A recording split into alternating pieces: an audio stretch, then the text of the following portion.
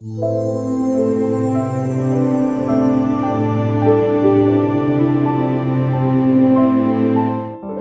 తోటకి మనం ఓనర్ గారు ఏం చేస్తామండి? ఏ పువ్వు పీకాలో, ఏ కాయ కొయ్యాలో, ఏ చెట్టు పీకేయాలో, ఎక్కడ ఏ చెట్టు వేయాలో మన ఇష్టం. మనం ఓనర్ గారు.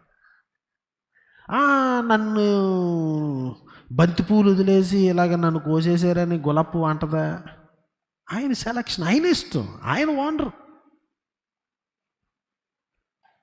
ఇంకా మనకి చెప్పాలంటే ఇప్పుడు పర్టికులర్ పీపుల్ని ఆయన ఎంచుకుంటాడు. పర్టికులర్ పీపుల్ అది ఆయన ఇష్టం. ఆయన ఓనర్ ఏదైనా చేస్తాడు. ఇప్పుడు మనం అన్నం వండుకుంటామండి. అన్నం వండుకున్నప్పుడు బియ్యం తీస్తాం. ఒకప్పుడు బియ్యం తీసినప్పుడు ఈ బియ్యం గింజలు ఎందుకు, వేరే బియ్యం గింజలు ఉన్నాయని వేరే బియ్యం గింజలు ఉడికిపోతే ఆయన ఇష్టం. ఏ గింజలు వండాలో, ఏ కూరగా ఆయన ఇష్టం.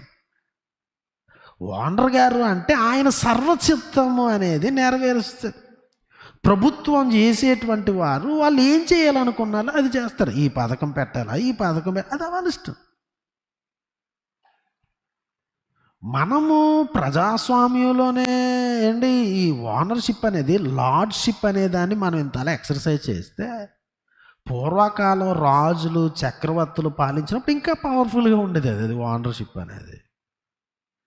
రోజున ప్రభు మనతో మాట్లాడుతున్నాడు. దేవుడు మన ఓనర్ గారు అని మనకి ఎలా అర్థమవుతుంది? మన ప్రభుత్వాలు ఏదన్నా మనం చేస్తే నోరు మూసి కూర్చుంటాం. మరి ప్రభు తన చిత్తాన్ని నెరవేర్చినప్పుడు మాత్రం మనం గింజుకుపోతాం.